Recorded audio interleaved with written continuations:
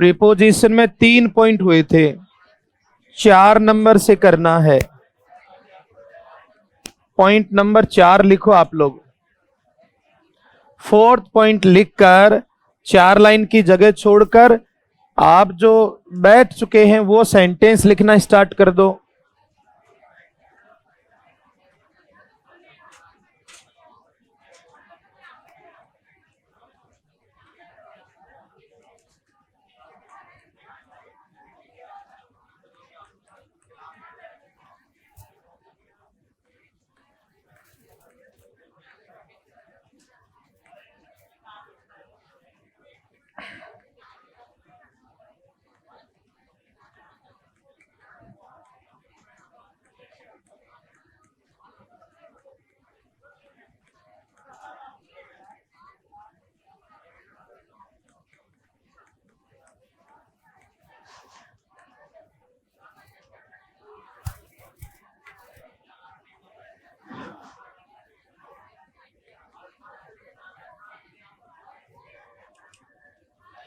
अरे ये जो बैठ गए ये लोग, आप लोग बातें नहीं करें प्लीज।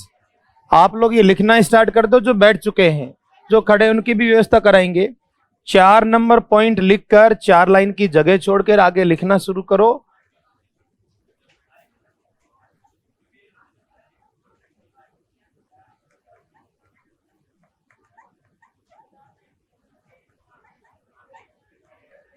ऊपर रूल के लिए आप जगह छोड़ देना। आपको लगता है कि जगह पर्याप्त नहीं छोड़ी है आपको, तो नीचे लिख देना, रूल का कोई इश्यू नहीं है।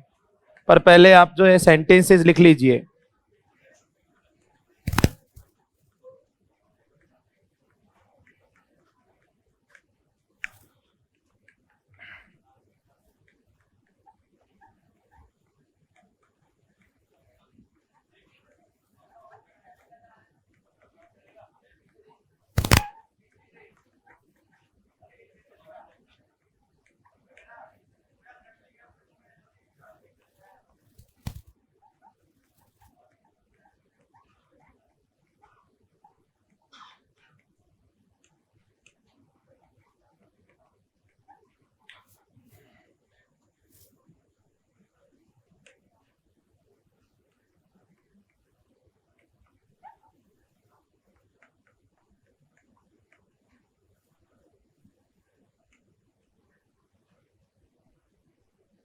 आपको 3 पॉइंट कल बताए थे मैंने। 4th पॉइंट नंबर 4 लिख के कुछ थोड़ा सा स्पेस आपको रखना है।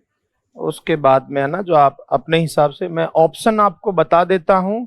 इन और इनटू भरना है आपको, ठीक है ना। आपको जो भी जैसा भी आप कर सकते हैं कोशिश कर लीजिएगा। मैं भी और भी सेंटेंसेस लिखवाऊंगा। जो स्कूल टाइम में भी सबसे जो बेसिक रूल होता था प्रीपोजिशन का, ये है इन और इनटू। IN, इन और इनटू भरने हैं आपको। जैसा भी आपको आता हो, मैंने अभी रूल नहीं बताया है, वो अभी आगे बताऊंगा। पहले कुछ क्वेश्चन है जो मैं बता रहा था।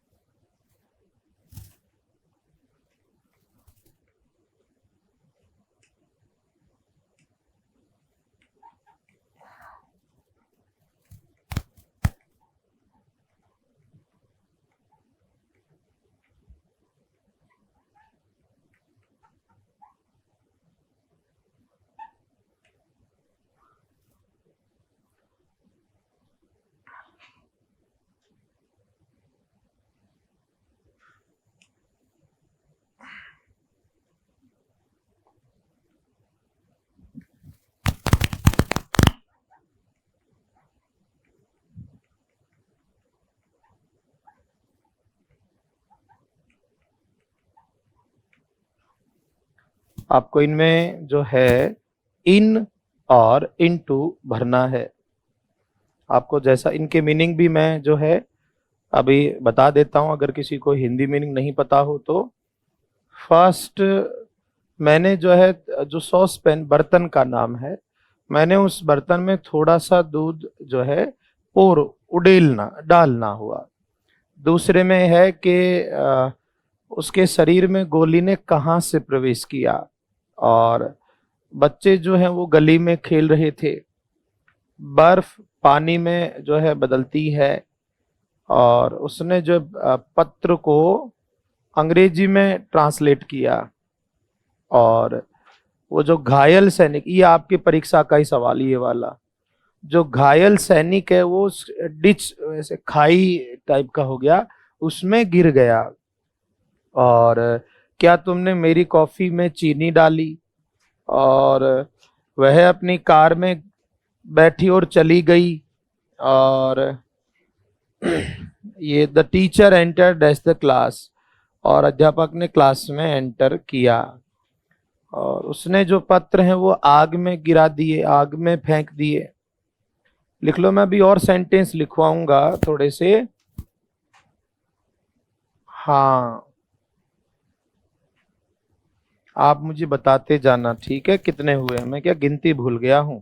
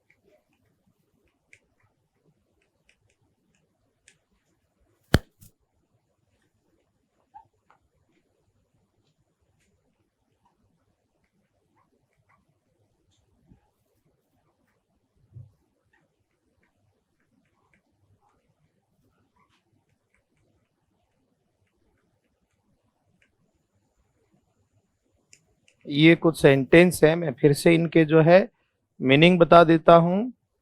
ये इसमें आपको बता दिया था, ही डाइव्ड डैश द पॉन्ड, वह या उसने पॉन्ड में छलांग लगाई। ये डाइव शब्द जंप का ही सिमिलर, इधर यहाँ आप ये इस जगह आप इधर आप बैठ सकते हो, थोड़ी बहुत जगह है यहाँ, इधर बैठ सकते हो, इस तरफ से आ जाओ, आप परेशान मत रहो। और इस क्लास में जो सबके परदादा बनकर जो सबको राह दिखा रहे हैं, मैं उनको बता देता हूँ, आपसे कहीं ज्यादा समझदार हैं जो बच्चे आते हैं, तो प्लीज आप लोग अपने आप को इतना बुजुर्ग नहीं समझो। आप बूढ़े हैं ये कहने की आवश्यकता नहीं है।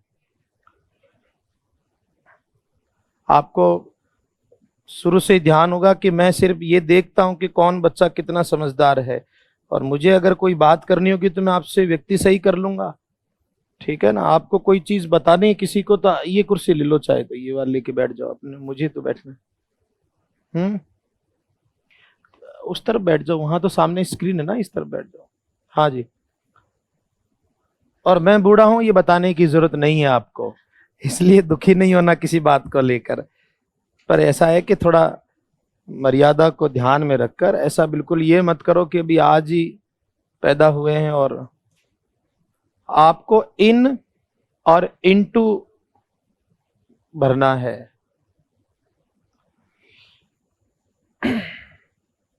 आपने हिंदी करके हिंदी कर ली होगी वैसे अब तक वाक्यों की। हम्म, हिंदी मीनिंग तो समझ ही सकते हैं अपन। जैसे कि ये 12 नंबर कह रहा है कि वह तालाब में, पौंड में तैर रहा है, और कुछ विद्यार्थी बिना परमिशन के आए, और ये वह ऑफिस में साइलेंटली आ गया। हम्म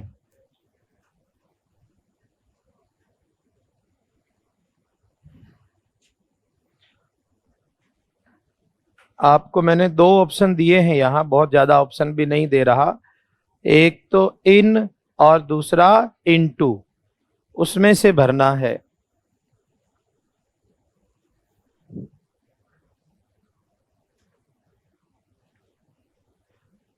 ये नीचे वाले सेंटेंस एक दो अभी नहीं भी लिखे तो कोई बात नहीं। आप तो ये बताओ कि फर्स्ट में क्या भरना चाहिए। भाई मैंने थोड़ा सा दूध जो है बर्तन में डाला, क्या आना चाहिए यहां? सेकंड में भाई गोली ने उसके शरीर में कहां से प्रवेश किया? और बच्चे गली में खेल रहे हैं, यहीं तक की बहुत है, आगे सुनना संभव नहीं है मेरा। आप लोग जो आंसर बताते हो वो इस संसार में ही कोई नहीं बता पाया कभी।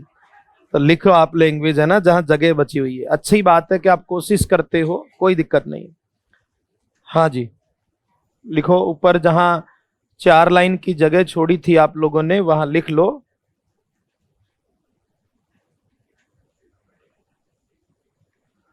हाँ, देखो ऐसा है कि आप में से कोई बच्चे जो है थोड़ा जो बोलते हैं, मेरे कान बहुत तेज हैं, मुझे एक एक बच्चे का पूरा ध्यान रहता कौन व्यक्ति क्या बोलता है। देखो मुझे अच्छा नहीं लगता कभी क्लास में किसी बच्चे को इंडिकेट करके बोलना, ऐसा वैसे कभी किया नहीं है। तो अगर आपको ऐसा लगता है कि मुझे गलत बोला है तो ये सिमिलरली वैसा ही है। आप सड़क पर खड़े हैं और कोई गालियां देते हुए चला गया, आपको नहीं पता नहीं किसको, तो आप अपने दोस्त को बोल रहे हो भाई यार ये तो अपने को गाली दे गया। आपका दोस्त बोलेगा आप जानते थे क्या उसको? नहीं। तो जब जानते ही नहीं तो मैं भी किसी को नहीं जानता हूं। तो मेरे लिए आप सब छोटे छोटे बच्चों की तरह तो प्लीज बड़ा नहीं बनना। मैं देखो कभी किसी के बारे में गलत नहीं बोलता हूं, तो ऐसा कुछ भी मत करो। आपको कई बात का बुरा लगा है तो बाहर बैठ जाओ, मैं भी आऊंगा, मुझसे पूछना कि क्या बोला था, नहीं तो मैं यहाँ भी जवाब दे सकता हूँ। और देखो आप लोग तो अभी बनने की कोशिश कर रहे हैं। आप ये सोचें कि आप जितने से हैं, आप जो जो आपका लक्ष्य है वो मैं बहुत ज्यादा पीछे छोड़ चुका हूं। तो जरूरी नहीं कि आप मेरी बात को अलग तरीके से लें, पर यहाँ एक ही चीज है कि किसी एक की वजह से बाकी 100 बच्चे डिस्टर्ब नहीं हो, ये मेरा लक्ष्य लास्ट तक रहेगा। चलो तो लैंग्वेज लिख लो ऊपर आप। लिखेंगे जब कोई, लिख लो पहले लैंग्वेज फिर मैं समझा दूंगा। जब कोई नाउन या प्रोनाउन, आप इस नाउन प्रोनाउन की जगह कोई व्यक्ति या वस्तु भी कह सकते थे, एक ही बात है। जब कोई नाउन या प्रोनाउन, नाउन से मतलब कोई भी चीज नाम से लिखा हो या वैसे कुछ भी, है ना, किसी, जब कोई नाउन या प्रोनाउन किसी निश्चित क्षेत्र, डेफिनेट एरिया कह सकते हैं, निश्चित क्षेत्र, ऑब्लिक परिधि भी लिख सकते हैं बच्चों आप। परिधि मतलब कोई भी एक क्राइटेरिया, एक कोई सा भी एक आवरण, है ना। जब कोई नाउन या प्रोनाउन किसी निश्चित क्षेत्र परिधि में हो, जैसा कि आप जैसे मान लीजिए कि इस कमरे में बैठे हैं, तो ये हमारे लिए ये कमरा क्या हो गया? परिधि, एक एरिया, क्षेत्र विशेष हो गया।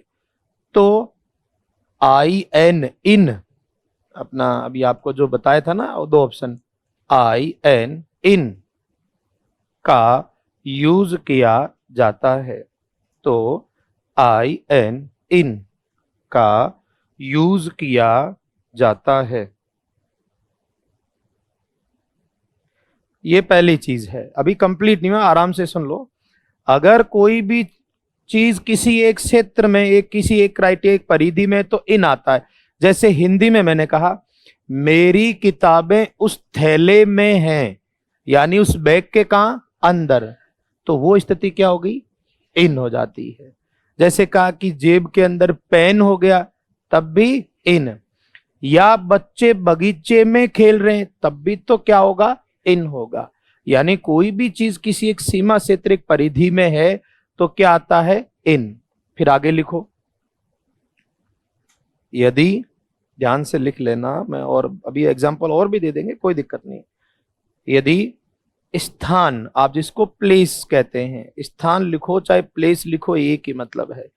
यदि स्थान या रूप, फॉर्म, रूप कहो या फॉर्म कहो एक ही बात है, यदि स्थान या रूप बदल जाए, स्थान कह दो, जगह कह दो, प्लेस कह दो, तीनों का मतलब तो एक ही हुआ। यदि स्थान या रूप बदल जाए तो इनटू, ये ऐसा, तो इनटू का यूज किया जाता है या इनटू लिखा जाता है, तो इनटू लिखा जाता है। मैं वापस एक बार बता देता हूं, अगर कोई नाउन प्रोनाउन किसी निश्चित एक निर्धारित क्षेत्र में हो तो क्या आता है, इन। और अगर जगह बदल गई, ठीक है, मतलब लोकेशन बोल दो या स्थान बदल गया या फॉर्म रूप बदल गया, तब क्या आता है। ये तो दो चीजें जो बेसिक विद्यालय स्तर पर से ही हम लोग शायद पढ़ते आए। अब थोड़ा जो टिपिकल चीजें हैं उनको पहले लिख लो, फिर मैं एक एक एग्जाम्पल के बारे में काफी देर तक बढ़िया से समझाऊंगा। इसमें लिखो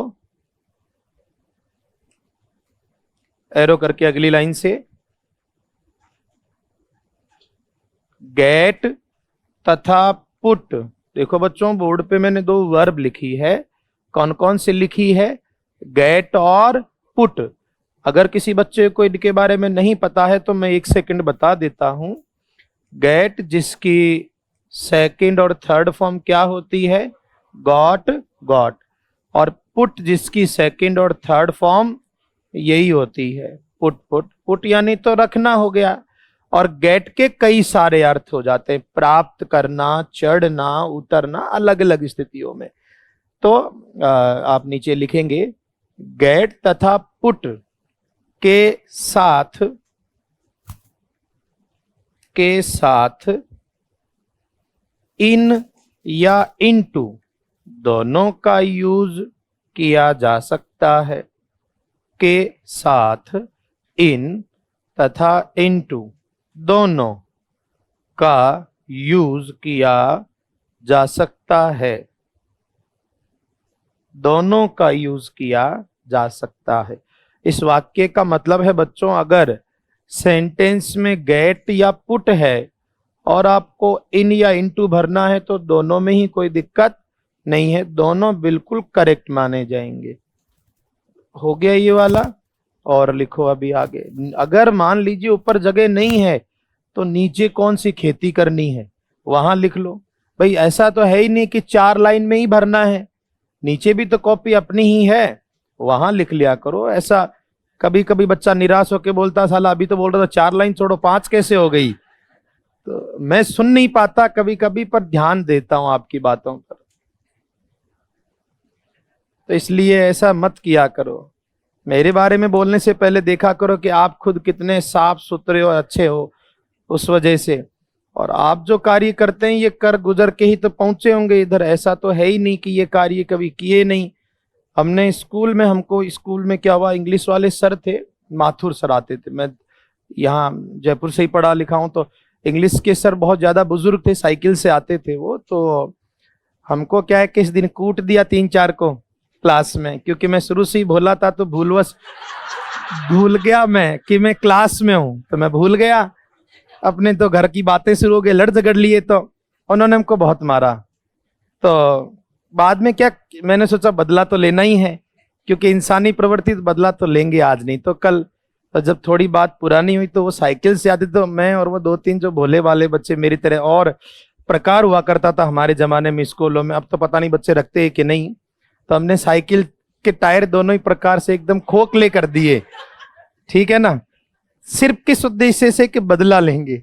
पर बाद में पता चला कि इससे कोई फर्क नहीं पड़ता। चलो उनको परेशानी तो बड़ी, जब समझदार हुए तो लगा कि इससे कुछ नहीं, नुकसान किसका होता है, हमारा। मतलब ये चीजें थोड़ी मैच्योरिटी पर समझ में आती है। तो ये क्या है, मैं खुद भी आपको ऐसी सलाह नहीं देता हूं, और अब आप स्कूल में भी नहीं हो, तो इसलिए कोई भी ऐसा काम नहीं करो जिससे कल को हमारे को नुकसान हो। लिखो इसमें आगे, ये एक वर्ब है, नीचे अलग से पढ़ेंगे इसको, एंटर। एंटर का मतलब समझते हो आप लोग, प्रवेश करना, ठीक है। पहले इसको लिख लो, फिर मैं एक एक सेंटेंस को पूरा समझा दूंगा।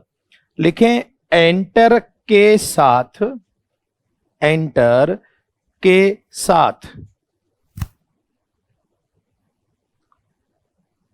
प्रवेश करने के अर्थ में, पहला लिख लो मैं बता दूंगा, एंटर के साथ मतलब बच्चों अगर मैं कहीं एंटर लिख रहा हूं और उसका हिंदी अर्थ क्या निकल रहा है, प्रवेश करना, जैसा कि इसमें एक दो सेंटेंस मैंने लिखे, एंटर के साथ प्रवेश करने के अर्थ में कोई प्रेपोजिशन नहीं आता, कोई प्रेपोजिशन नहीं आता। अगर बच्चों एंटर क्रिया है और बात हो रही है प्रवेश की तो प्रीपोजिशन नहीं यूज किया जाता है। ठीक है ये बात। अब एक एक चीज को मैं पहले सेंटेंस से समझाते हुए चलता हूं।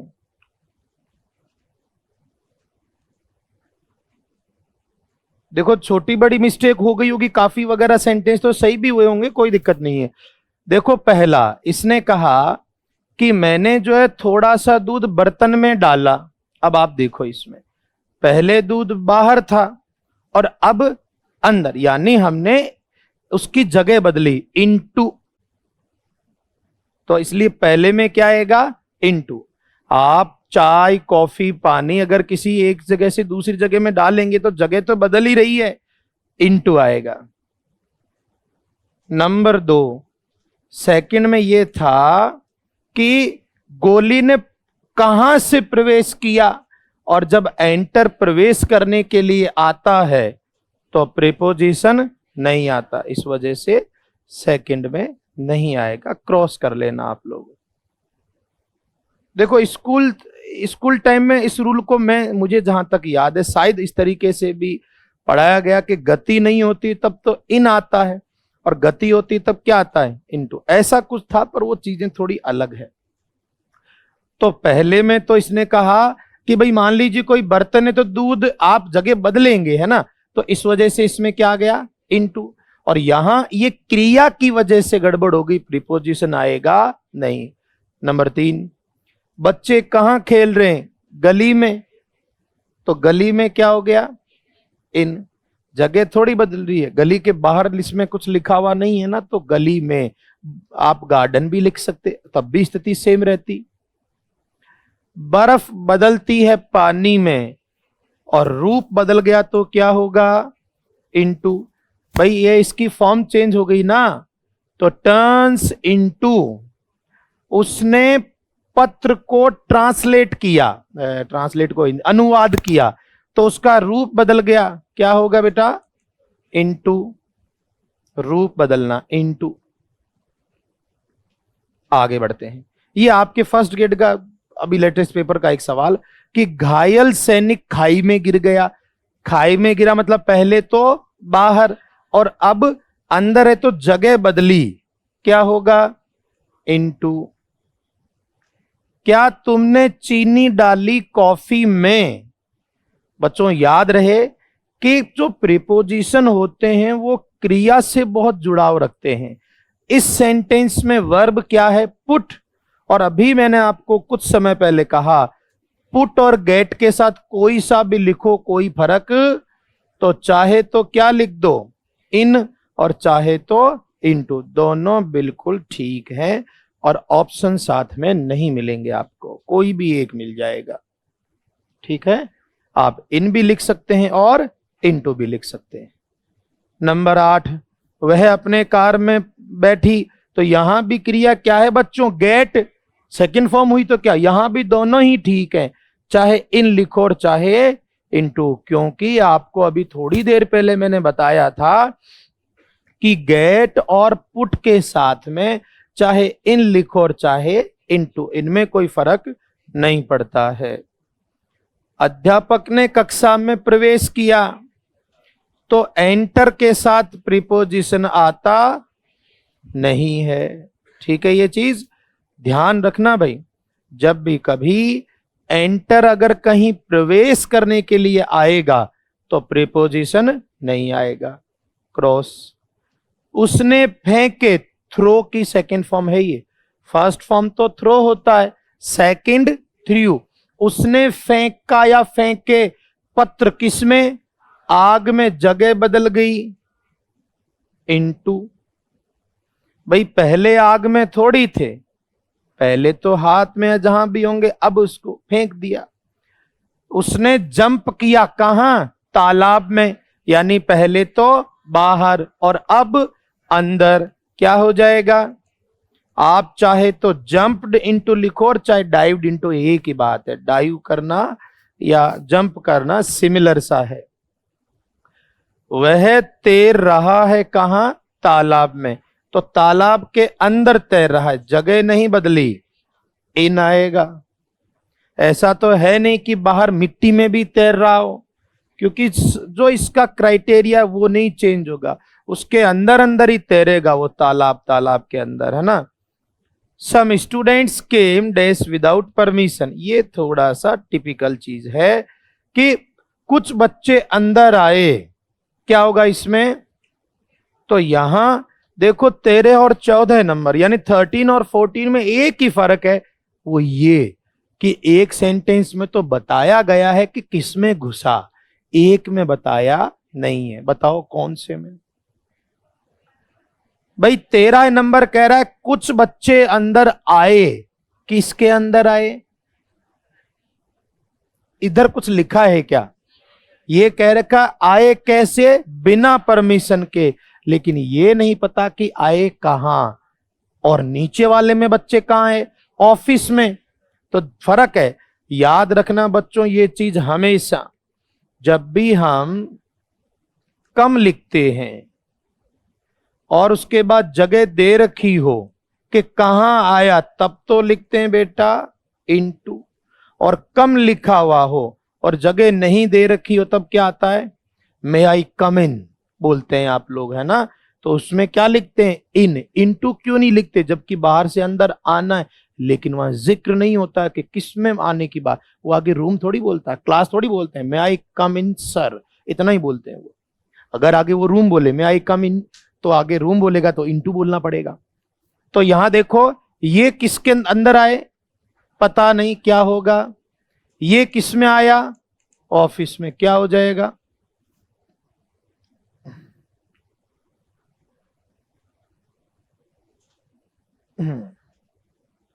ठीक है ये वाले तो कुछ सही हुए होंगे, एक आध थोड़ा हो सकता है कहीं गलती भी हो गई होगी। इस तरह बैठ जाओ। हाँ, एक और चीज लिख लो इसमें लास्ट में। लास्ट वाले दोनों क्या? बिल्कुल ये लास्ट वाले दोनों आपको फिर से बता देते हैं। दो सेंटेंस बिल्कुल छोटे दे देता हूं उसको और अच्छे से समझाने के लिए। ही केम, ये सेंटेंस खत्म हो गया। ही केम स्पेस द रूम।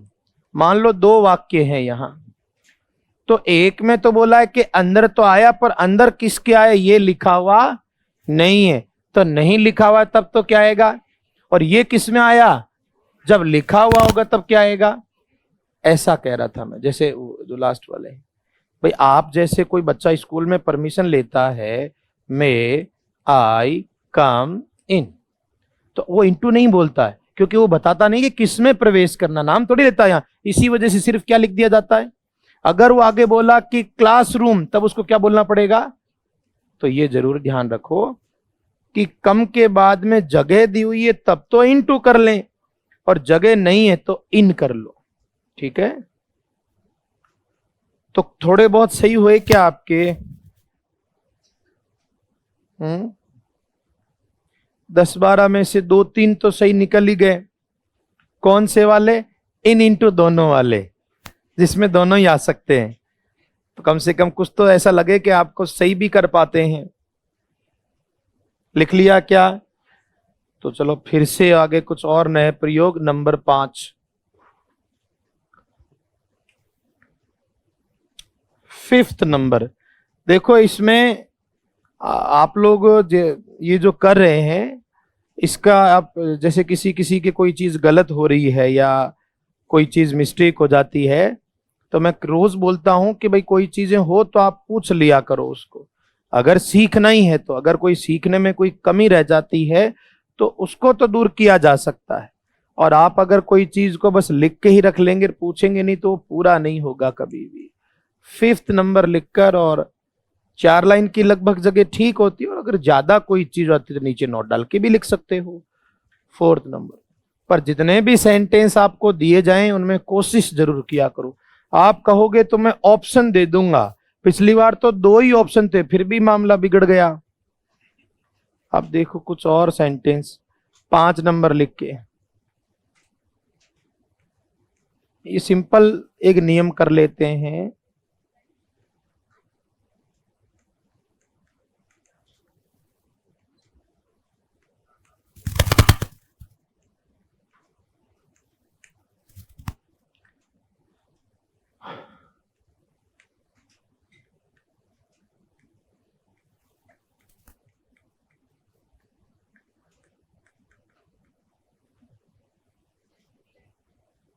चार लाइन के लगभग का हो जाएगा, 4 या 5 लाइन हो जाता है। नहीं तो जैसे कुछ अपन अलग से जो लिखते हैं ना, उसको आप नीचे भी लिख सकते हो सेंटेंसेस के।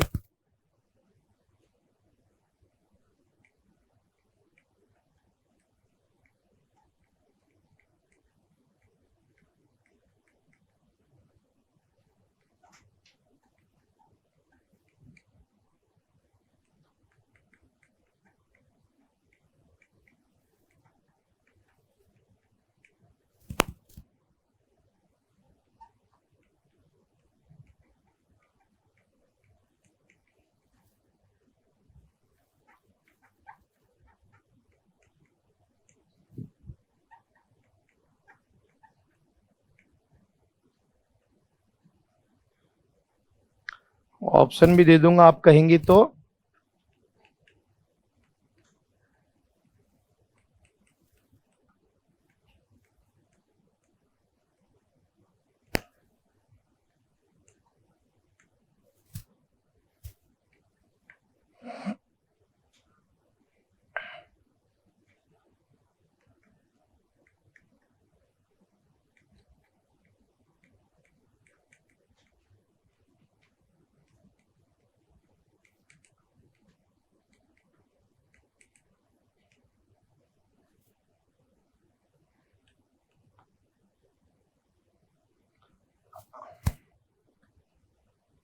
तो ये कुछ सेंटेंस लिख लो। हम यहाँ जैसे कल डाई वर्ब के कुछ किए थे, शायद सेकंड वाला या कोई थर्ड रूल एक आपको बताया था ना, फिक्स डाई का। वैसे ही यहाँ मैरी वर्ब के बात करेंगे, मैरी क्रिया का, है ना। तो आपको अगर किसी का थोड़ा बहुत भी अगर जानकारी है तो आप एक बार कर लो इनको, फिर मैं बताता हूँ। और ऑप्शन की बात रही तो इस बार आपको क्रॉस भी दे देते हैं, बहुत बार दिक्कत रहती है। पहला ऑप्शन तो ये है, फिर 2, फिर 8, फिर इन एक विद। वाक्य जितने ऑप्शन तो देने ठीक नहीं है, सेंटेंस तो 7-8 हो जाएंगे, ऑप्शन 3-4 ही कर लेते हैं। तो आपको इसमें से भरना है जैसा। मैं ये नहीं कह रहा हूं कि आपको पहले से आता है, कोई बात नहीं।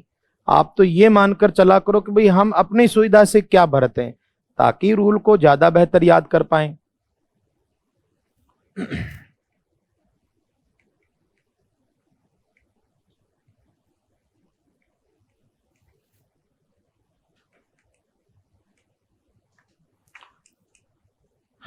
लिख लो इनको एक बार।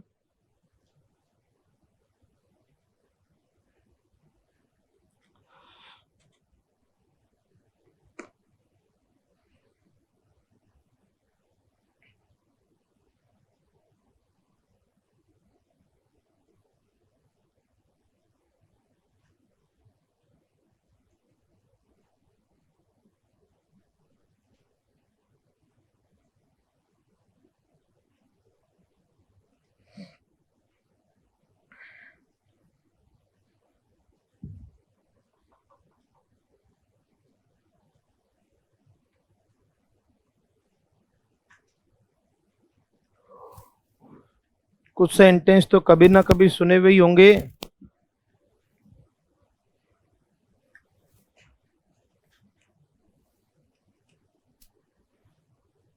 हम्म।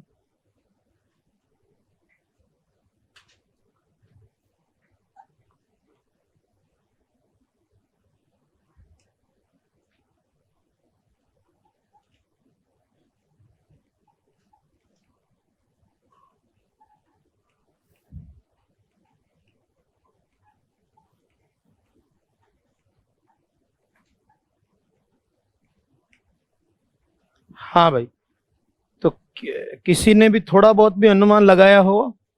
देखो, सुंदर is getting married dash her, क्या हो सकता है पांच में से कौन सा? भाई अपने अपने अब जैसे सेकंड में क्या हो सकता है, उनका विवाह 17 वर्ष की आयु पर हुआ। हाँ, काफी सही भी है इसमें। और उनका विवाह गांव के एक छोटे से मंदिर में हुआ,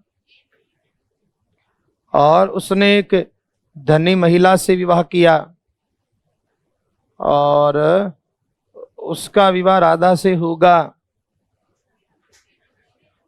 हाँ, और उसका विवाह हुआ है किसी मेरी कजिन से। और ये प्रश्नवाचक है इसको। Will she marry dash him, क्या वह उससे विवाह करेगी? बेटा नहीं करेगी। तो ये सवाल क्या है कि हालात देखकर पूछे जाते हैं, समझे नहीं? आजकल तो ये कि शादी हो जानी चाहिए, सिर्फ लड़की हो बस, टूटी फूटी जैसी भी हो लड़की। तब यहाँ शादियां हो कहाँ रही, हालात बहुत, स्थितियां खराब है, इसलिए लड़कियों से उल्टा। अब तो क्या है कि लड़के दहेज देंगे लड़कियों को, मैं तो चाहता हूं कि ऐसा हो, है ना? सही है ना? देखो, क्योंकि स्थितियां वैसी रही नहीं जैसे हो, क्योंकि एक बार, हाँ सही है, लड़कियों के लिए सही है। लड़के बातों पे ध्यान मत दो, मैं तो ऐसे ही बोल रहा हूँ कुछ भी। पर ये कि नौकरी के बाद शादी होती तो स्थितियां अलग होती है, और नौकरी से पहले शादी होती तो स्थितियां अलग होती है। ये तो देखो हालात की बात है। चलो लिखो आप इसमें। आपने उत्तर तो आंसर अपनी मर्जी से भर ही लिए होंगे, पर फॉर्मेलिटी के लिए मैं ऊपर। चलो, पहली चीज, इस मैरी क्रिया के बारे में कुछ छोटी सी जानकारी। ये क्रिया है क्या? मैरी। और इसकी सेकंड और थर्ड फॉर्म, ध्यान रहे ज्यादातर, जैसे किसी बच्चे को नहीं पता हो कि ऐसी कोई क्रिया है जिसमें लास्ट में वाई आता हो। देखो बच्चों, काम आने वाली चीज है कि अगर कोई वर्ब है जिसके अंत में क्या है, वाई लिखा हो, तो उसका जब अपन सेकंड और थर्ड फॉर्म बनाते हैं तो वाई हटाकर आई ई डी लगाया जाता है।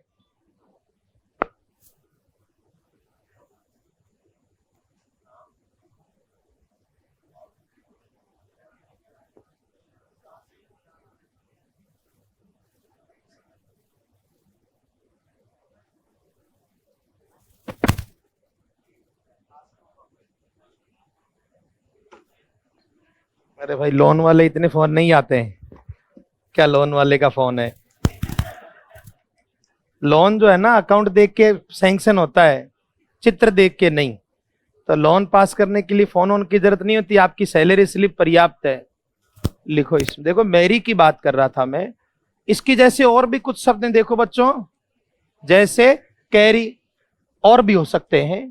तो ज्यादातर जो शब्द होते हैं, वर्ब होती है ना, तो उसमें क्या है, जब अपन सेकंड और थर्ड फॉर्म बनाते हैं तो वाई को तो हटाकर क्या लगा देते हैं भाई, आप जानकारी के लिए है। तो इस वजह से फर्स्ट फॉर्म तो क्या हो गई, मैरी, और इसकी सेकंड और थर्ड फॉर्म क्या हो रहा थी बच्चों, मैरिड, मैरिड। तो हम बात करेंगे इस रूल में कौन सी वर्ब की, मैरी क्रिया की।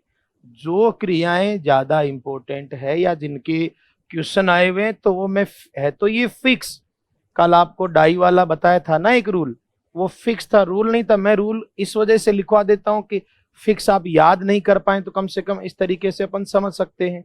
तो पहले तो आप लैंग्वेज लिखो बढ़िया से, फिर अपन एक एक सेंटेंस को समझेंगे। पर जिसको मेरी क्रिया का सेकंड थर्ड फॉर्म का नहीं पता था तो मैंने बता दिया। लिखो अब आप, यदि किसी सेंटेंस में, लिख लो आराम से, यदि किसी सेंटेंस में, यदि किसी सेंटेंस में मेन वर्ब, मतलब अब मुख्य क्रिया भी कह सकते हैं, यदि किसी सेंटेंस में मेन वर्ब ये मैरी हो, मैरी की कोई सी भी फॉर्म हो सकती है बच्चों, तो डिपेंड करता है सेंटेंस कैसा है।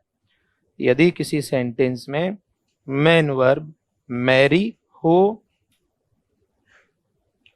तो मैरी हो तो उसके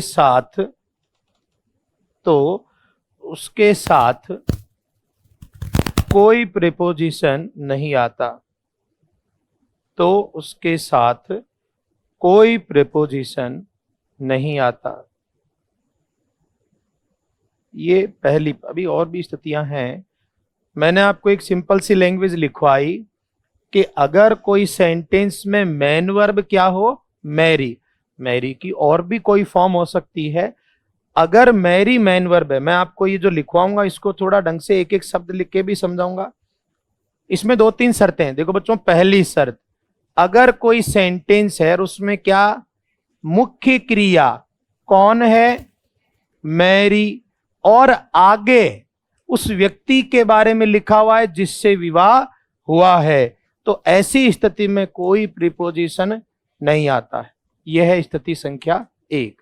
क्या कहा मैंने कि अगर सेंटेंस में मेन वर्ब मैरी है और आगे लिखा हुआ कि इससे विवाह हुआ, ऐसी स्थिति में प्रीपोजिशन आता नहीं है। अब बात करते हैं इसके आगे। लिखो, यदि, लिखे बेटा, यदि, ये इस तरीके से लिख लो, इज, आर, एम, वाज, वर, या, पहले लिख लो आराम से, समझा मैं दूंगा। यदि इज, आर, एम, वाज, वर, ये तो पांचों बी की फॉर्म है ना। अरे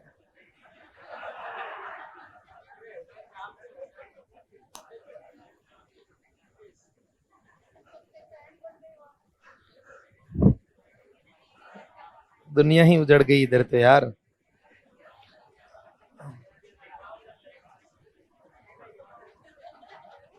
कोई बात नहीं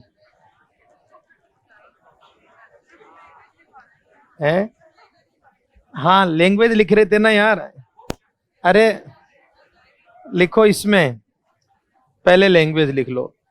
तो यदि इज, आर, एम, वाज, वर, या गेट, आपको अभी कुछ समय पहले एक वर्ब बताई थी ना, जीईटी, गेट, या गेट, और गेट की सेकंड और थर्ड फॉर्म क्या होती है, गॉट, गॉट, या गेट के साथ, यदि इज, आर, एम, वाज, वर, या गेट के साथ मैरी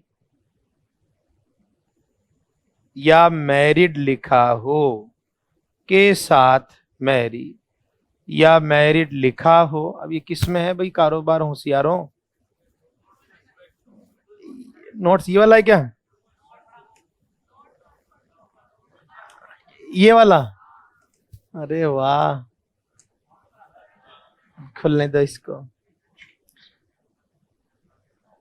ये क्या आ गया, मैंने 3 बार कर दिया, तो ये तो कारोबार ही उजड़ गया इधर तो। नहीं, नहीं उजड़ा। अब ठीक है। अरे भाई नीचे हो जाए यार। हाँ, तो लिख रहे थे, देखो, यदि इज, आर, एम, वाज, वर, या, और क्या था, गेट के साथ, मतलब इनके बाद में आपको क्या लिखा मिले, मैरी या इसकी कोई भी फॉर्म, जैसे दूसरी और तीसरी फॉर्म क्या हो सकती है, तो उसके साथ टू लिखा जाता है। बोर्ड पे लिख भी दिया है मैंने। तो उसके साथ टू लिखा जाता है। पहले लिख लो, मैं दोनों स्थितियों को फिर से समझा दूंगा। तो उसके साथ टू लिखा जाता है। देखिए, 2 स्थितियां बताई है मैंने आपको यहां पर। पहली, अगर सेंटेंस में मेन वर्ब क्या है, मैरी, तब, और उसके आगे लिखा हुआ किस व्यक्ति से विवाह, तब तो क्रॉस आएगा।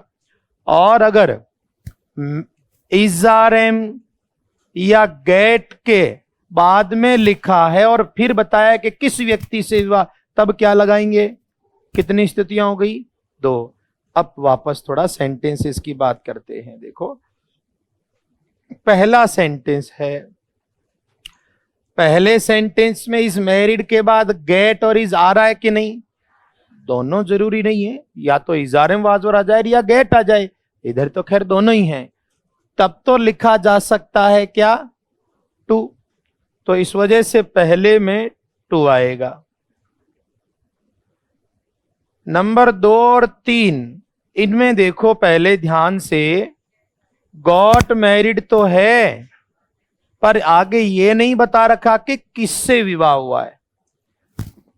यहां ये कह रहा है कि इनका विवाह हुआ कब, तो किस उम्र में हुआ, उसके लिए क्या आता है? ये इस नियम का तो नहीं है पर काम आएगा। और उनका विवाह कहां हुआ, जगह के लिए वैसे भी क्या आता है? नहीं, इन, यूजुअली इन आता है जब कोई कहीं जगह पर कोई घटना घटी है उसके सेंस में। बाकी एज यूजुअल अगर कोई जैसे बस स्टैंड पर है तो एट आता है, खैर वो आगे की बातें हैं। तो ये जो दो सेंटेंस है दोनों में याद रखो, आगे कोई व्यक्ति दिया हुआ है क्या किससे विवाह हुआ है? नहीं, इस वजह से वो नियम काम। ऊपर तो दिया हुआ किससे विवाह हुआ, हर से, तब क्या लिख दिया? 4 नंबर, उसने विवाह किया एक महिला से। तो सुनो, यहां इस सेंटेंस में मेन वर्ब मैरिड है या कोई और है? ये जो भी है, और जब खुद यही मेन वर्ब है तब प्रीपोजिशन आता ही नहीं है। अगला सेंटेंस देखो, अगले सेंटेंस में हेल्पिंग वर्ब मेन वर्ब कौन है? अरे हेल्पिंग वर्ब तो मॉडल, और हेल्पिंग वर्ब के साथ हमेशा क्या आती है? तो यहां पर मेरी क्या है, क्या होगा? दोनों में ही मेन वर्ब मेरी है। आगे देखो, इसमें मैरिड के पहले क्या आया? और मैंने कहा अगर इज आर एम वाजवर या गेट के बाद मैरी या मैरिड तो, और आगे दे रखा हो किससे विवाह, तब क्या आएगा? To. Will she marry, helping verb तो है विल, हेल्पिंग वर्ब तो क्या है? विल, और मेन वर्ब क्या है? क्या आएगा? अबे मेन वर्ब के साथ कहां से आएगा? अरे ये देखो 5वां और 7वां तो एक ही है यार, प्रश्नवाचक में क्रिया पहले लिख दी, मतलब एक ही है, दोनों में ही नहीं आएगा। और 8वां, यहां मैरिड अकेली क्रिया है, कुछ भी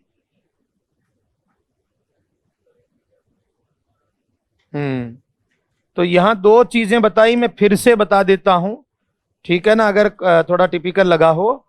हां, अगर मुश्किल लगा हो तो ये समझ लो कि आपको ये बिल्कुल आता नहीं था, 2-3 बार पढ़ेंगे तब समझ में आएगा, पर एक बार और बता देता हूं।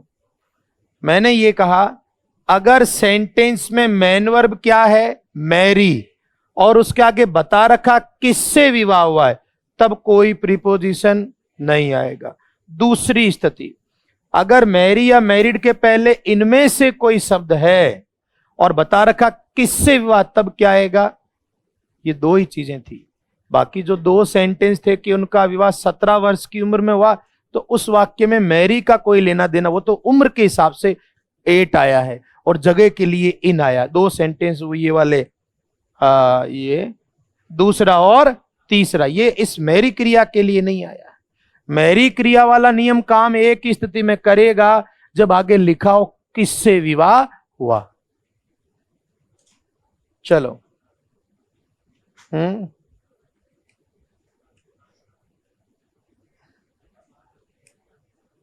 लिखो आगे। कितने पॉइंट हो गए अपने? 5 हो गए।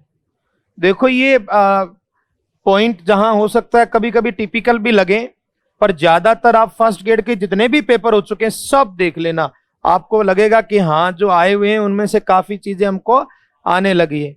मुश्किल है तो आप छोड़ देना, मैं नहीं छोड़ूंगा भाई। आपको लगता है कोई चीज मुश्किल है मैं छोड़ सकता हूं, तो ये आप पर डिपेंड करता है। 5वां बिंदु है 6 नंबर। हाँ, आप 4 या 5 लाइन की जगह भी छोड़ सकते हैं। लिखो, या नहीं छोड़नी जगह?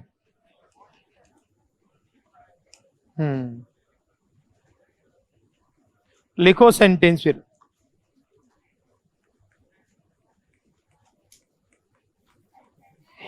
हाँ, देखो ऐसा है कि आप जो कहानी बोलेंगे मैं बहुत ज्यादा बार सुन चुका हूं। मैं वो समझा देता हूँ। आप जो बात बोलने वाले थे वो ये था कि हमने कहीं कहीं ऐसा देखा कि टू और विद भी बताया जाता है, कि लड़के का नाम है तो टू है और लड़की का विद है। मैं भी ऐसे ही सोचता था 10 साल पहले। फिर मैंने क्या है, सुने मेरी बात को, ये वास्तविकता, जो चीज नहीं जानते उसको समय लगता है सीखने में। तो फिर मैंने भी काफी सारा इसके बारे में समय दिया। तो ऐसा आप कैम्ब्रिज की डिक्शनरी में पढ़ेंगे, वो तो टू के अलावा बात ही नहीं करते हैं। और ऑक्सफोर्ड में ये बता रखा है। इसके अलावा कहीं इसके बारे में कोई प्रमाणिकता उपलब्ध नहीं है। अब तक जो सवाल आए हुए हैं वो 4 आए हुए हैं पिछले 10 वर्षों में मैरी के, वो इसको फॉलो करते हैं। अब आप क्या कह रहे हैं? तो इसलिए याद रखो, बिल्कुल बिल्कुल उस सच उसके नीचे लिख देना, ऐसा कुछ भी अंग्रेजी में नहीं होता है। याद रखो इस चीज को बढ़िया से। मैं खुद, मेरी भी स्थिति, मुझे बिल्कुल, देखिए क्योंकि उनकी सब्जेक्ट है तो बिल्कुल इंटरेस्ट होना चाहिए। देखो 2 टॉपिक टिपिकल हैं जैसे आपके, एक तो मॉडल वाला और एक ये प्रीपोजिशन। दोनों में जो बारीक चीजें उनको पूरा प्रॉपर, जहां भी उलझन हो आपका, क्योंकि आपको फर्स्ट ग्रेड बनना है इंग्लिश से, तो एक 795 रुपए की बुक आती है डिक्शनरी एडवांस लर्नर, वो अपने पास हमेशा रखना। भाई सब्जेक्ट है आपका, इस वजह से मैंने सलाह दी। और वो सबसे ऑथेंटिक पुस्तक है अंग्रेजी की, ये भी याद रहे। चलो, कहां था यार मैं? तो ये 6 नंबर लिख रहे थे हम, लिखवाया नहीं था क्या? कोई बात नहीं तो। हाँ भाई, कौन सा वाला?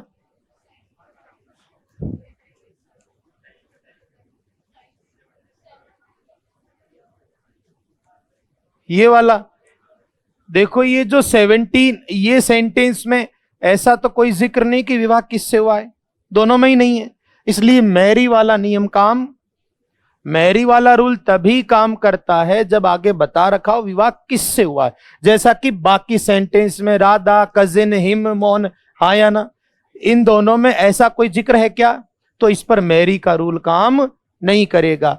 कोई भी व्यक्ति किसी भी उम्र पर कोई काम करता हमेशा क्या आता है? एट। और जगह के लिए ए। ऐसा था वो। हाँ जी, लिखो इसमें।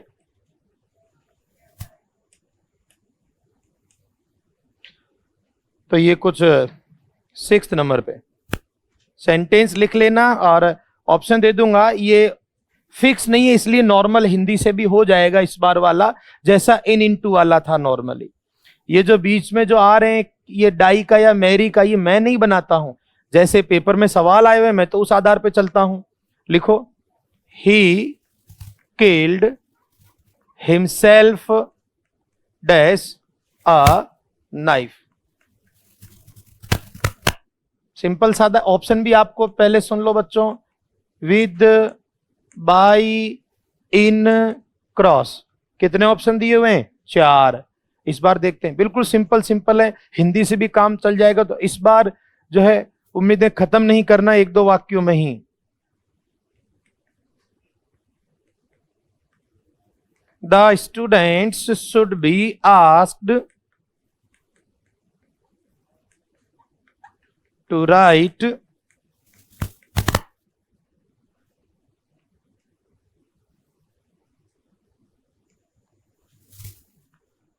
the students should be asked to write only space ink.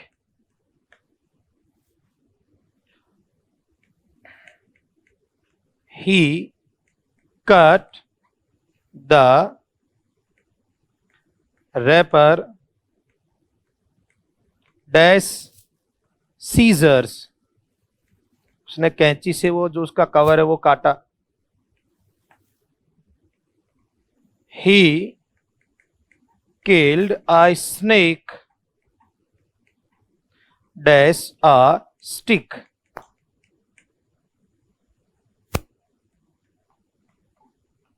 His son writes dash pencil.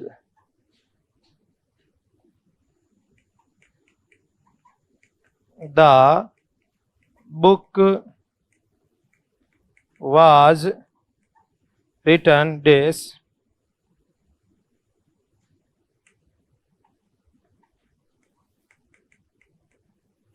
quill pen.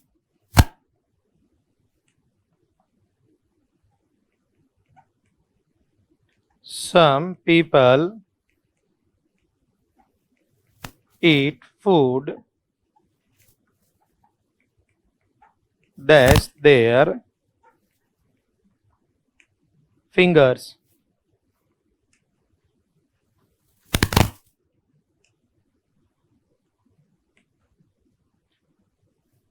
Option 4 दिए थे आपको, उसमें से ही भरना है।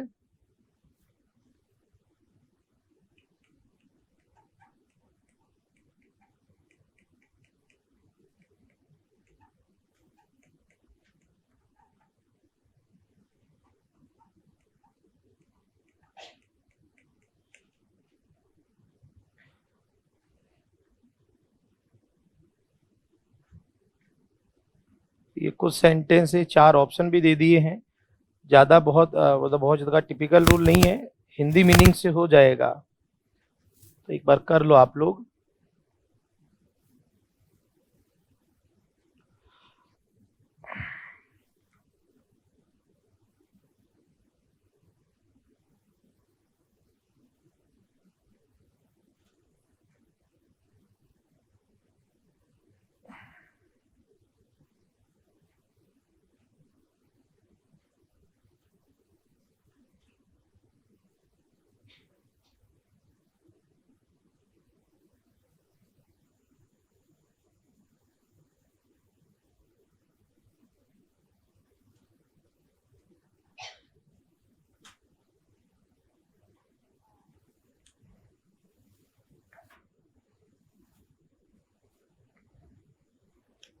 सारे ऑप्शन जो दिए हुए हैं उसका मतलब ये नहीं कि सारे ही काम में लेने हैं।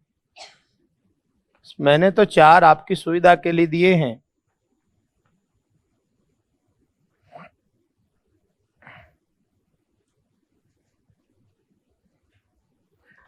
उसने अपने आप को चाकू से मारा, क्या लिखे हैं बताओ? 4 ऑप्शन दिए थे आपको, और विद्यार्थियों को कहा जाना चाहिए कि वो केवल शाही से लिखें, हैं?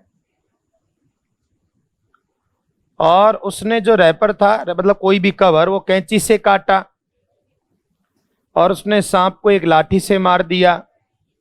उसका बेटा पेंसिल से लिखता है, और किताब लिखी गई है ये क्विल, पंख वाले पेन से। शायद पुराने टाइम में पंख लगाया हुआ पेन, उसको क्विल पेन बोलते। और some people eat food dash their fingers, कुछ लोग भोजन अपनी उंगलियों से मतलब हाथों से करते हैं। और लास्ट में मुझे एक पेंसिल से लिखना पसंद है। तो ये कुछ सेंटेंस हैं, मतलब बहुत टिपिकल रूल नहीं था, तो हो सकता है आप लोगों ने भी थोड़ा बहुत कोशिश की हो। तो वो कोशिश कितने रंग लाती है वो लिख लेते हैं पहले, फिर देखते हैं। लिखो।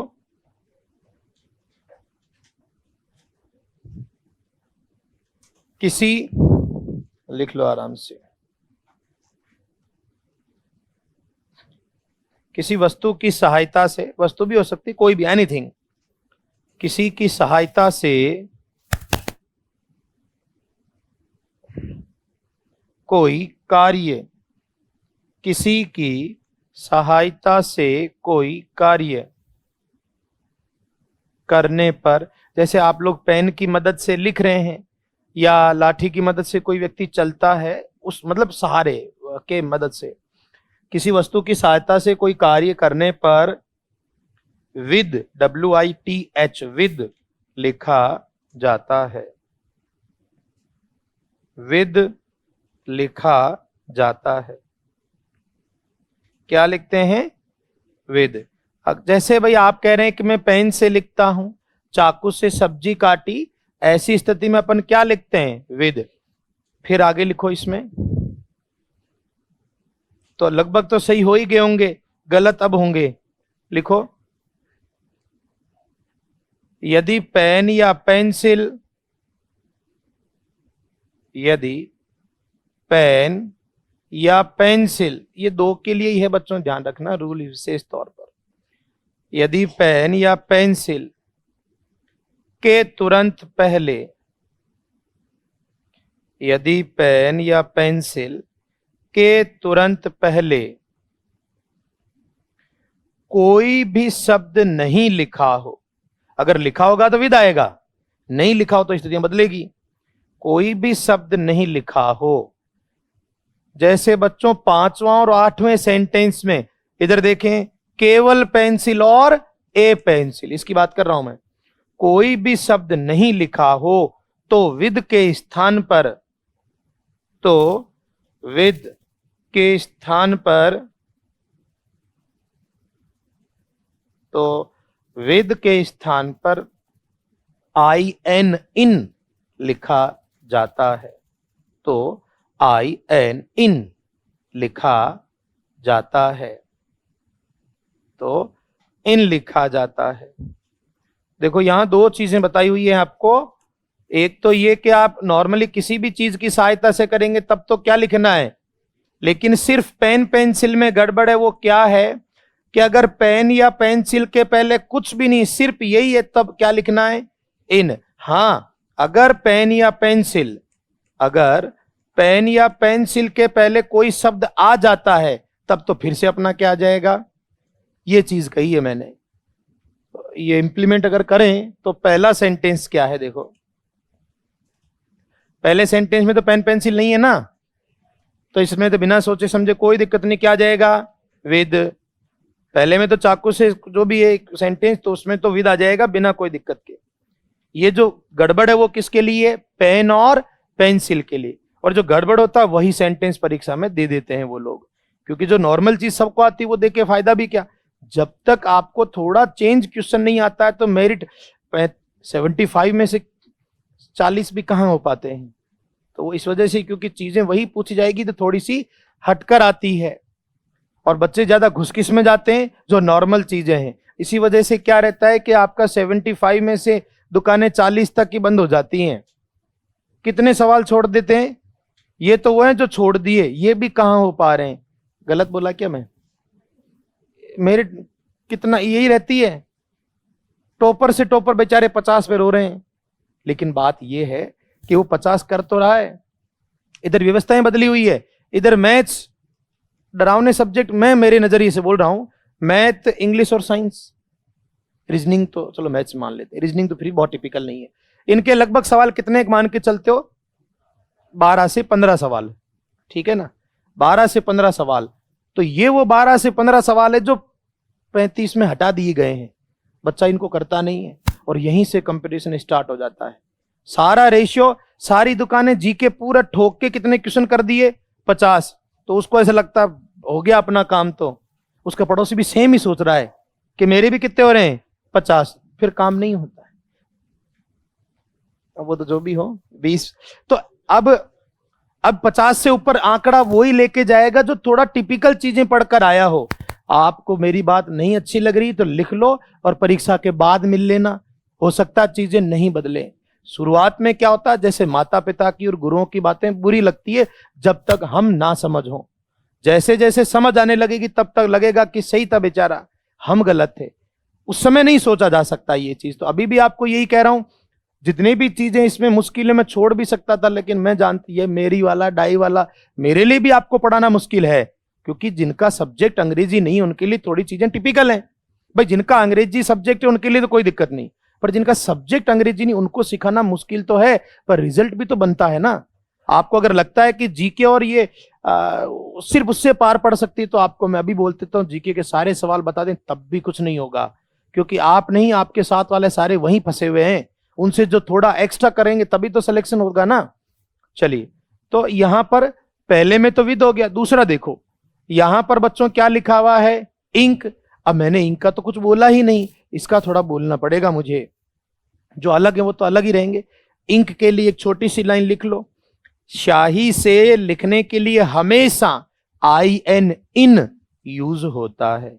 रट लो इसको, शाही से लिखने के लिए तो परमानेंट इन आएगा, इन इंक होगा, विद मत घुसेड़ देना इधर, ध्यान इसको रट लो। इंक, शाही को अंग्रेजी में क्या बोलते हैं बेटा? इंक।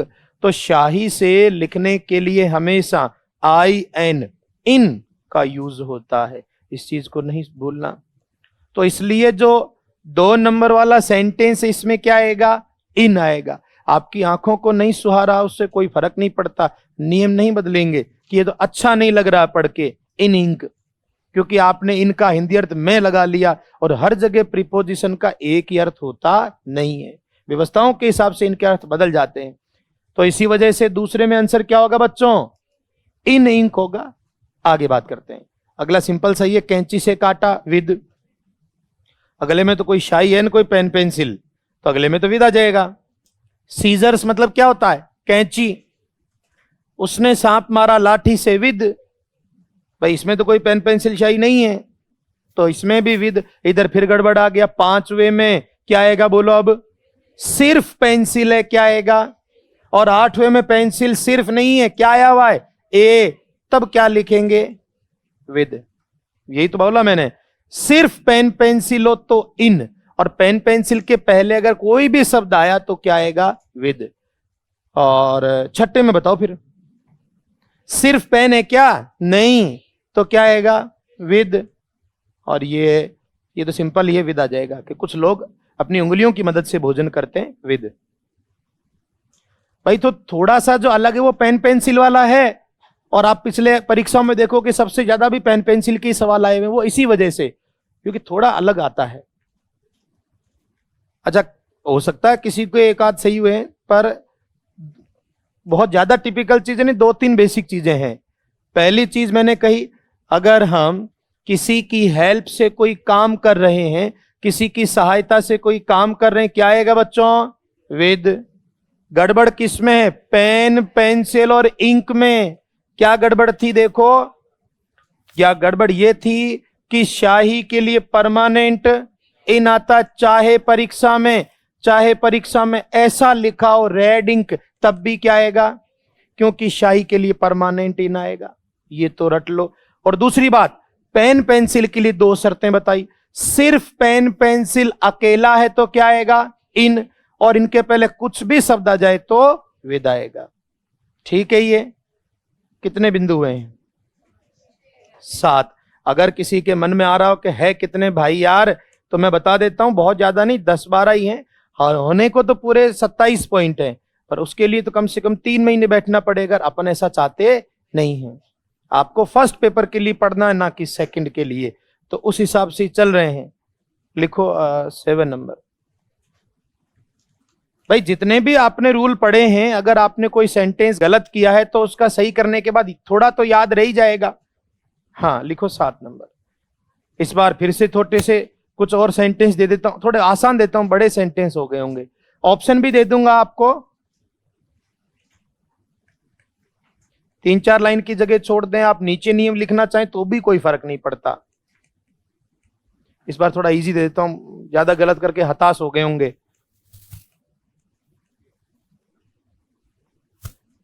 यह चेयर लकड़ी से बनी है, ये तो बिल्कुल इजी वाले हैं। ऑप्शन भी 2-3 ही दूंगा, सारे नहीं देंगे अपन, है ना।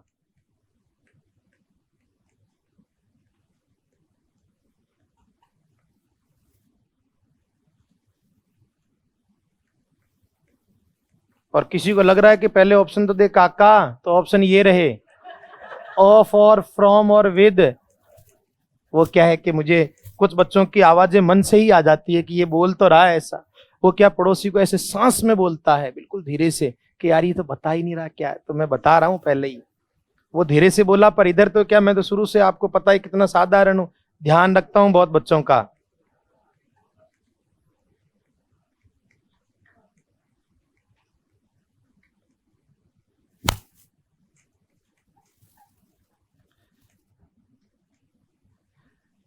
मैं बहुत बार ऐसा हो जाता, हमारे जब आरएस की ग्रामेटिकल पोर्शन का जब क्लास लेने जाते हैं, तो पहले दिन जाते हैं आरएस की क्लास में, तो बच्चे को लगता है ए यार ये साला हमारी जगह यहाँ कैसे खड़ा हो गया, इसके मजे लेंगे।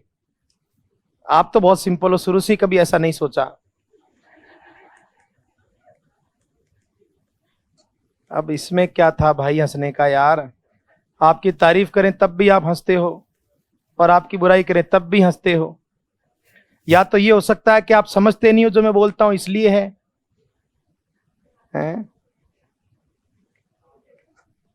या फिर मैं बोल रहा हूं नहीं, जो आपकी मुस्कुराहट को नहीं समझ पाता हूं। बस याद रहे कि व्यर्थ समय नहीं गंवाना, इसलिए हाथ नहीं रुकना चाहिए। कहीं आप हाथ रोक दो, ये ध्यान रहे। बातें करो, कोई इश्यू नहीं है, पर कार्य के साथ में एक साथ दो काम करना अच्छा रहता है। मुझे तो ठीक ही लगता है, आपको पता। ये सेंटेंसेस हैं, ऑप्शन आपको 3 दिए हैं मैंने, ऑफ, फ्रॉम और विद। हिंदी मीनिंग में सब जगह, हिंदी में सब जगह मेरे हिसाब से ही आएगा, लकड़ी से और सोने से। अंग्रेजी ही बदल जाती है बस, हिंदी नहीं बदलती ज्यादातर।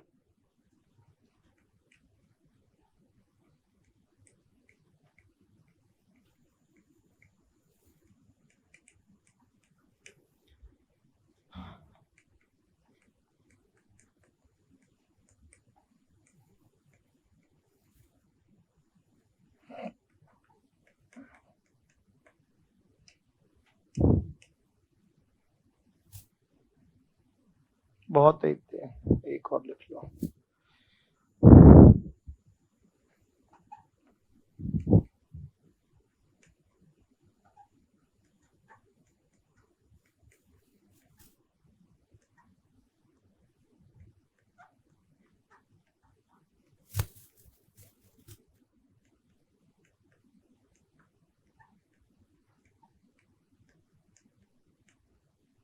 तो ये कुछ सेंटेंस है, 4 ऑप्शन भी आपको दे दिए थे मैंने।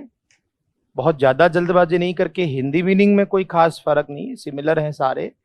कि यह कुर्सी लकड़ी से बनी है, किताबें पेपर से बनती हैं, पेपर पेड़ों से बनता है, यह रिंग गोल्ड से बनी है, और ब्रेड अक्सर गेहूं से बनती है, स्वेटर ऊन से बना है, यह दरवाजा लोहे का बना है, बटर दूध से बनता है, और यह केक क्रीम चॉकलेट शुगर इनसे बनता है। तो ये कुछ सिंपल से सेंटेंस हैं, आप एक बार देख लो इनको।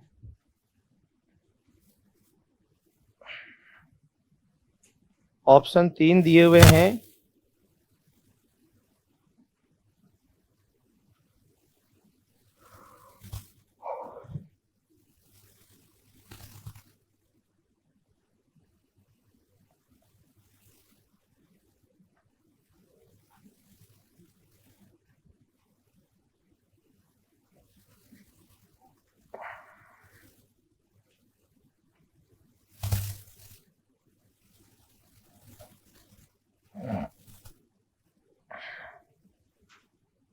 कर लिए क्या?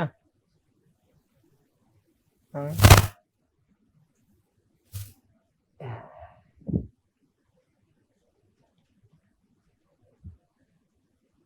हाँ,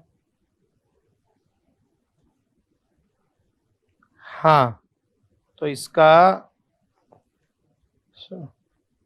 क्या लगता है, फर्स्ट में क्या आना चाहिए? देखो ध्यान रहे, सब में प्रीपोजिशन आएगा ही आएगा, इसलिए मैंने क्रॉस ऑप्शन में नहीं दिया आपको। 3 ऑप्शन दिए मैंने, ऑफ, फ्रॉम, विद। ये वाला आपका जो है, ये फिक्स क्रिया का किसकी बात करेंगे बच्चों? मेक। हमने इससे पहले 2 क्रियाएं और भी पढ़ी हुई हैं, एक तो डाई वाला और एक मेरी का। ये भी इसी तरह से बहुत इंपॉर्टेंट है एग्जाम के अकॉर्डिंग बात करें तो। और मेक की सेकंड और थर्ड फॉर्म मेड, मेड। तो ज्यादातर ये जो वाक्य बच्चों, ये पैसिव वॉइस में है।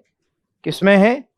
Is are am third form. खैर, हमें तो बात यहाँ प्रीपोजिशन की करनी है, तो इसमें पहले जो नियम है वो लिख लो, फिर आप भाई अपना आंसर अपने मन से तो मिला ही सकते हैं, सही गलत तो देखो आगे की बातें हैं, पहले लिख लो फिर बात करेंगे इनकी। यदि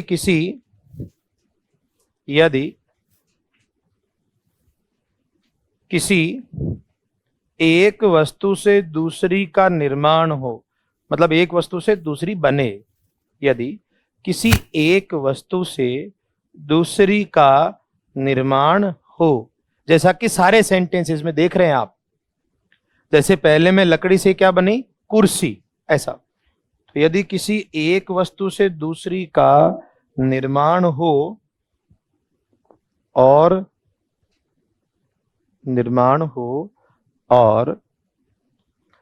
पहली वस्तु का रूप, जिसको आप फॉर्म कहते हो, और पहली वस्तु का रूप, फॉर्म, बदल जाए, मैं भी समझाऊंगा, सिर्फ लिख लीजिए, और पहली वस्तु का रूप बदल जाए। बच्चों, यहां रूप बदलने से मेरा मतलब ये है कि जिस चीज से बनी है वो अब दिख नहीं रही है इसमें। भाई रूप बदलना तो यही हुआ। अभी मैं कहूं कि स्वेटर जो है ऊन से बना, अब स्वेटर में तो ऊन दिखता है साफ, तो वो रूप बदलना नहीं हुआ। और हमने क्या लिखा अभी कि बदलने की अगर बात करें, रूप बदल किस में गया, जैसे कि 8वां दूध। भाई बटर किससे बना, बटर में दूध दिखता है क्या, यानी रूप क्या हो गया, बदल गया, फॉर्म चेंज हो गई। बदल जाए तो फ्रॉम, FROM, फ्रॉम का यूज किया जाता है। मैं भी पूरा समझाऊंगा पूरा बढ़िया से। तो फ्रॉम का यूज किया जाता है और नहीं बदलने पर, मतलब पहले वस्तु का रूप अगर नहीं बदले, और नहीं बदलने पर OF, ऑफ का यूज किया जाता है, और नहीं बदलने पर ऑफ का यूज किया जाता है। OF, ऑफ का यूज किया जाता है। देखिए यहां दो चीजें बताई है, आपके पास समय, ध्यान से सुनना। ये एक चीज है कोई भी, जैसे मैंने कहा ये है लकड़ी, ठीक है, और इससे कोई दूसरी चीज बनी, एक सेकेंड,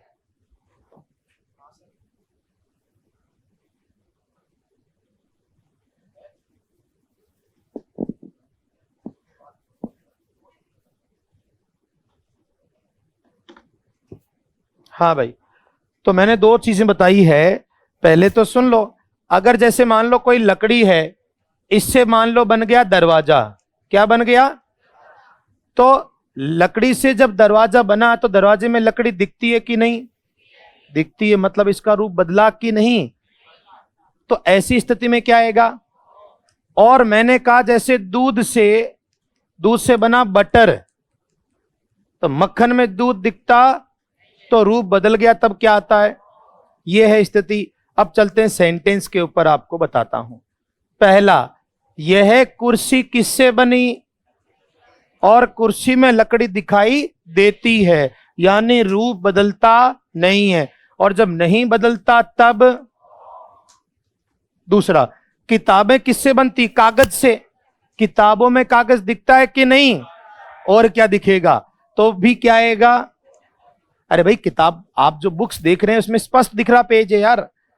तीसरा, पेपर किससे बनता, पेड़ों से, अब पेपर में पेड़ दिखाई, यानी रूप बदल गया, क्या आएगा, समझे क्या। पहले वाली चीज अगर नहीं दिखाई दे तो फ्रॉम, और दिखाई दे तो ऑफ। जैसे यह रिंग किससे बनी, तो अंगूठी में सोना दिखता है कि नहीं, दिखता, यानी रूप बदला नहीं। ब्रेड गेहूं से बनती, ब्रेड में गेहूं दिखते हैं क्या, नहीं दिखते, रूप बदल गया, क्या आएगा, फ्रॉम। स्वेटर ऊन से बना तो ऑफ। दरवाजा लोहे का बना, इसमें भी, और बटर दूध से बना, फ्रॉम। यहां तक हुआ कि नहीं। भाई दो चीजें हैं, आपको जैसा समझना है वैसा समझ लें। ये देसी भाषा है, वैसे यूजुअली इंग्लिश में ऐसा होता नहीं है, पर मैंने तो मेरे अकॉर्डिंग समझा है, क्योंकि मुझे आंसर चाहिए। तो दो चीजें हैं कि पहले वाली चीज अगर अब भी दिखाई देती है, जैसे स्वेटर में क्या दिख रहा है, तब क्या आया। और पहले वाली चीज अगर दिखाई नहीं दे रही, जैसे ब्रेड में क्या नहीं दिखता, गेहूं, तब क्या आया। अब एक लास्ट रह गया, तो ये तो अलग है, इसमें एक छोटी सी लाइन लिखना चाहो तो, ये तो सिंपल ही है अलग सा, लास्ट वाले में लास्ट वाले के लिए लिखो, एक से अधिक वस्तुओं से निर्माण होने पर, एक से अधिक वस्तुओं से, मतलब जैसे अभी तक तो आपने एग्जांपल किए एक एक ही थे सारे, और लास्ट वाले में एक से ज्यादा है, देखो क्रीम, चॉकलेट, शुगर, इस तरह के। तो एक से अधिक वस्तुओं से निर्माण होने पर विद लिखा जाता है, WITH, विद। एक से अधिक वस्तुओं से निर्माण होने पर विद लिखा जाता है, WITH, विद। तो लास्ट वाला सेंटेंस है, इसमें केक किसी एक चीज से नहीं बना है, 3-4 चीजों के नाम है, और इस वजह से इसमें क्या आएगा, बाकी ये सारे एक एक चीजों के, यार ज्यादातर यही सवाल आते हैं। ये चेयर वाला था परीक्षा में 2 साल पहले, किसी में भी होगा, पता नहीं फर्स्ट ग्रेड सेकंड ग्रेड में, भूल गया।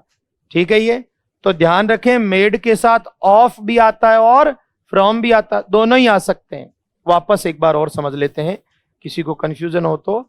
मैंने ये कहा कि हम किस क्रिया की बात कर रहे हैं, मेड। वैसे मूल रूप से मेड का मतलब हम किसकी बात कर रहे हैं, तो इसके साथ या तो क्या आएगा और या क्या आएगा, अगर रूप बदल गया तब तो क्या आएगा, और नहीं बदला तो ये जरूर अपने को ध्यान रखना है। जैसे कह दिया कि भाई ये पेन प्लास्टिक का है तो प्लास्टिक दिख रही है, तो ये स्थितियां इसमें काम करती है। मैं मात्र 12 मिनट का गैप चाह रहा हूं, 12 मतलब 38 और 12 50, मतलब 350 बोला मैंने, सही बोल रहा हूं मैं, 350 या 250, हाँ 250। तो मैं 252 से वापस पढ़ाना शुरू कर दूंगा। 5-7 मिनट आपको बैठ के जो बात करनी, मुझे कोई तकलीफ नहीं है, मैं छोटा सा काम कर लेता हूं, आप पानी वानी भी पीकर आ सकते हैं। बस एक चीज याद रहे, जगह नहीं भूलना, या वापस आके वही लड़ाइयां करें जो 10 मिनट पहले की, अपनी जगह याद रखते हुए आप 5-7 मिनट रुक सकते हो। और कोई क्वेश्चन भी मुझसे पूछना तो भी कोई प्रॉब्लम नहीं।